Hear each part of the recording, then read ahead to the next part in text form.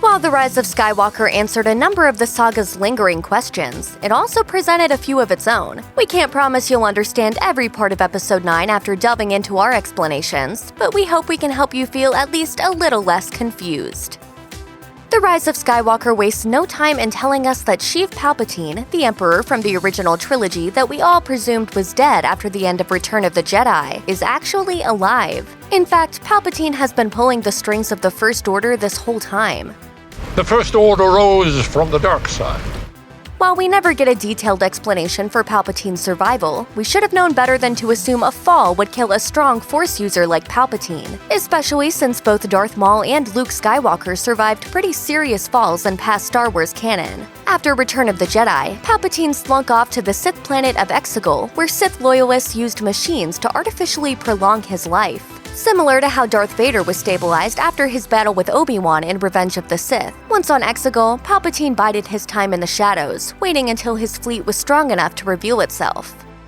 The opening crawl of Rise of Skywalker mentions that newly minted Supreme Leader Kylo Ren is searching for Palpatine, determined to destroy any threat to his power. The film then reveals Kylo Ren on the surface of a glowing red planet, slaughtering a forest full of faceless opponents before ultimately locating a Sith Wayfinder that once belonged to his grandfather, Darth Vader. That Wayfinder reveals the way to Exegol, where Kylo Ren confronts Palpatine and learns the truth of Rey's parentage. The battle for the Wayfinder takes place on Mustafar, the volcano planet where Anakin Skywalker once dueled his mentor Obi-Wan Kenobi. This time, Kylo Ren is fighting members of the Alizmec of Winset, a cult of Vader worshippers guarding his Sith fortress, who also planted the unlikely forest of iron trees where the battle takes place.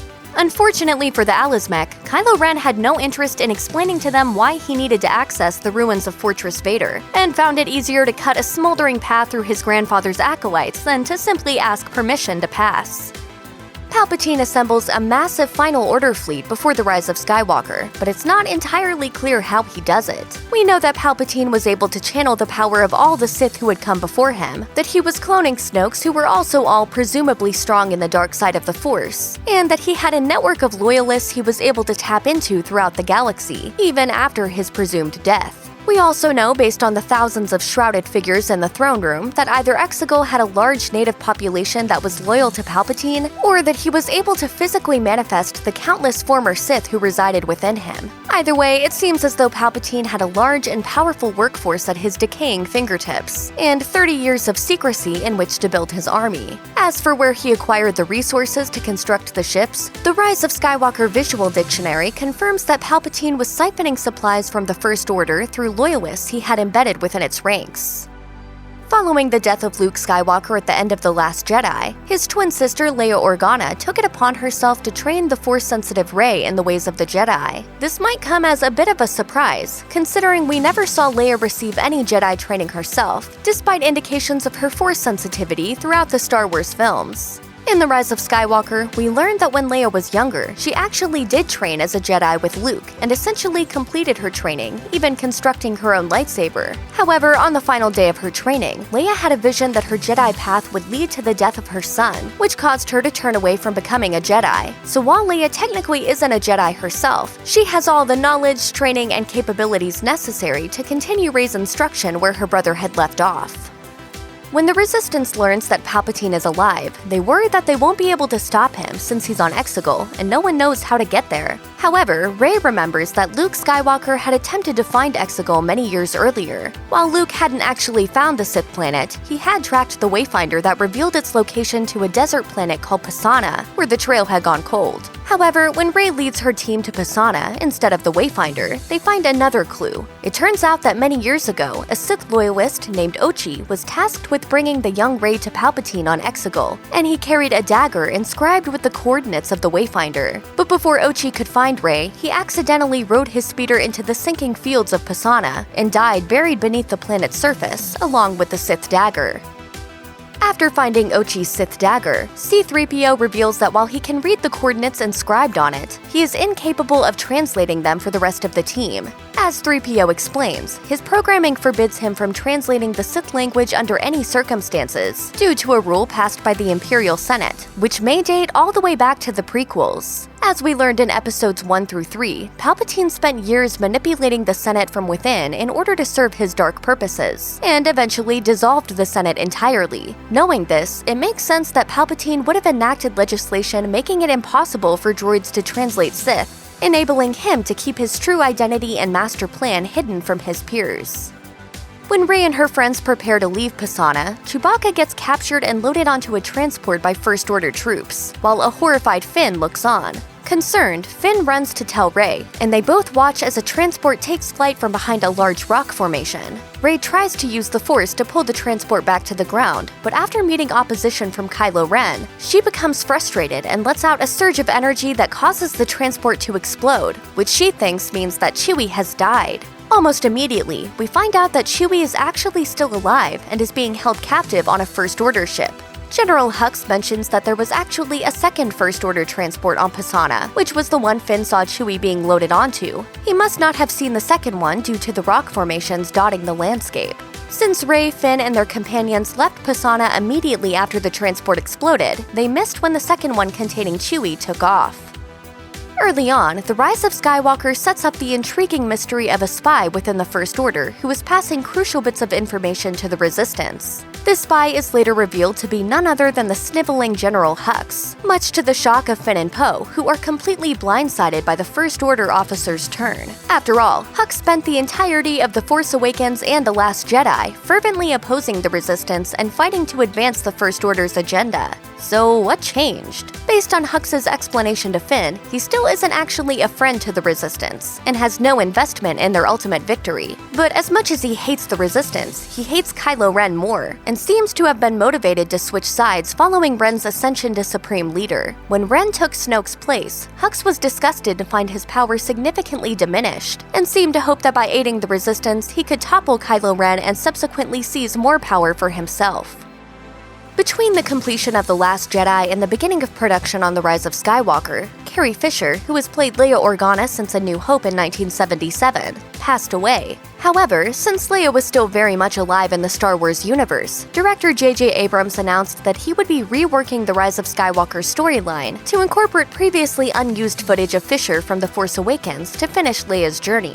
This resulted in Leia being present in the first act of Rise of Skywalker as Rey's teacher and the leader of the Resistance, then dying around the midpoint of the film after reaching out to her son one final time with the Force. While Leia's ending was largely dictated by the available archival footage of Fisher, her death still provided a bittersweet and fitting send-off to her character. Although it appears that Leia only transmits the name Ben through the Force, her son's reaction indicates that he received more than that. Perhaps it isn't only his name that Leia Force projects to him, but her feelings of motherly love and acceptance, letting him know that even after all he's done, she still considers him her son. Leia's last-ditch effort to pull her son back from the dark side pays off, but the effort of reaching him takes every bit of remaining strength she has. She dies, becoming one with the Force, just like her brother before her.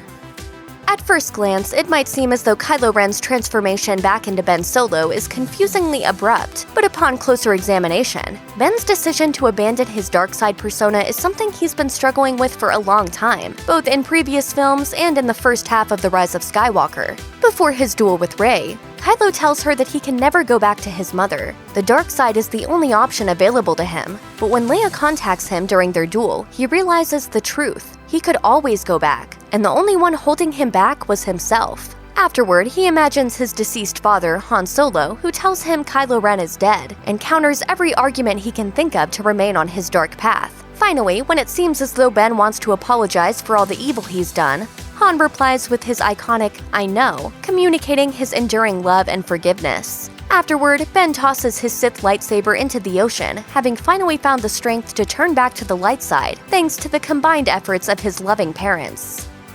Long before the beginning of The Force Awakens, Palpatine was responsible for the creation of Snoke, along with an indeterminate number of identical Snoke clones. Palpatine maneuvered Snoke into a position of power as Supreme Leader of the First Order, and all of Snoke's orders in the first two films actually came from Palpatine. While Palpatine was secretly shaping the First Order, he was also searching for his granddaughter Rey, whom he considered his heir. He sent out bounty hunters to find her, but their efforts failed. He didn't know where she was until she started her Force training under Luke Skywalker. He then tasked Kylo Ren with finding and killing her, but he never intended for him to succeed. Instead, he hoped his efforts would propel Rey to lean further into the dark side, preparing her to take over for Palpatine as Empress. Once Rey faced him on Exegol, Palpatine tempted her to strike him down and take his place, just as he once taunted Luke Skywalker. Palpatine claimed that killing him would transfer his spirit to Rey, along with all the past Sith, and they would all rule over the galaxy as one.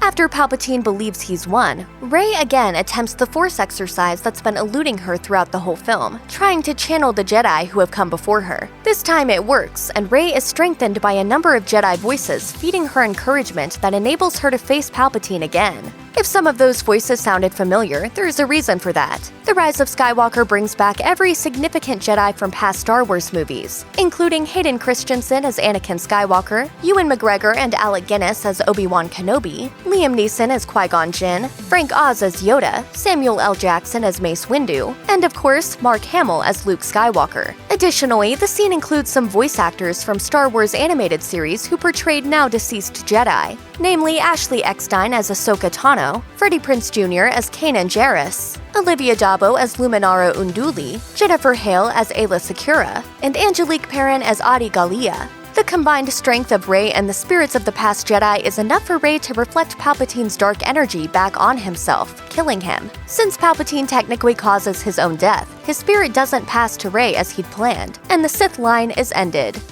No, you must die!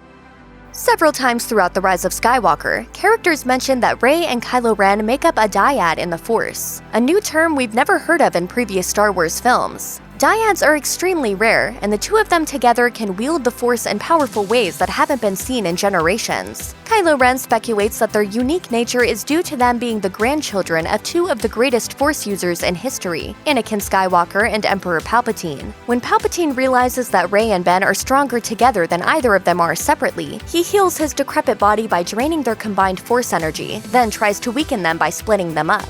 Rey is still able to defeat Palpatine by channeling the strength of past Jedi, but the effort completely drains and kills her. However, Ben is able to revive Rey by transferring all of his energy to her through the Force, which ultimately kills him. Before he dies, though, he and Rey are able to share a few grateful moments of life together, likely made possible by the strength of their shared bond.